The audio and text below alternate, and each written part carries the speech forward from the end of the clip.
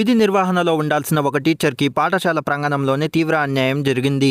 హర్యానా ఫరీదాబాద్లోని సిక్రోనా గ్రామంలో ఉన్న Saraswati senior secondary స్కూల్లో సంధ్య అనే 30 ఏళ్ల ఉపాధ్యాయురాలు పనిచేస్తున్నారు. సోమవారం ఉదయం నిందితుడు అమిత్ తన వివరాలు తప్పుగా చెప్పి పాఠశాల ప్రాంగణంలోకి ప్రవేశించాడు. సంధ్య బయటకు రాగానే తనతో తెచ్చుకున్న పదునైన ఆయుధంతో ఒక్కసారిగా ఆమెపై విచక్షణారహితంగా దాడికి దిగబడ్డాడు. కేవలం 30 సెకండ్ల వ్యవధిలోనే ఏకంగా 27 సార్లు ఆయుధంతో దాడి చేసి తీవ్రంగా గాయపరిచాడు. అక్కడే ఉన్న పాఠశాల సిబ్బంది అడ్డుకునేందుకు ప్రయత్నించినప్పటికీ నిందితుడు వారిని బెదిరించి ద్విచక్ర వాహనంపై పరారయ్యాడు. ఈ దృశ్యాలన్నీ స్కూల్లోని సీసీటీవీ కెమెరాల్లో రికార్డయ్యాయి. దాడి తీవ్రత ఎక్కువగా ఉండడంతో సంధ్య అక్కడికక్కడే ప్రాణాలు కోల్పోయారు. పోలీసుల విచారణలో షాకింగ్ నిజాలు వెలుగులోకి వచ్చాయి. నిందితుడు అమిత్ గత 2 ఏళ్లుగా సంధ్యను వేధిస్తున్నాడు. ఈ వేధింపులు భరించలేక ఆమె గతంలో పోలీసులకు ఫిర్యాదు కూడా చేశారు. అయితే అమిత్ బహిరంగంగా క్షమాపణలు చెప్పడంతో ఆమె కేసును వెనక్కి తీసుకుంది. ఆ కక్షను మనస్సులో ఉంచుకుని ఈ అమానుష చర్యకు ఒడిగట్టినట్లు తేలింది. సీసీటీవీ ఆధారంగా పోలీసులు కేవలం 2 గంటల్లోనే నిందితుడిని అరెస్ట్ చేసి విచారిస్తున్నారు. పనిచేసే చోట మహిళలకు సరైన రక్షణ లభించడం లేదనడానికి ఈ ఘటన ప్రత్యక్ష నిదర్శనం.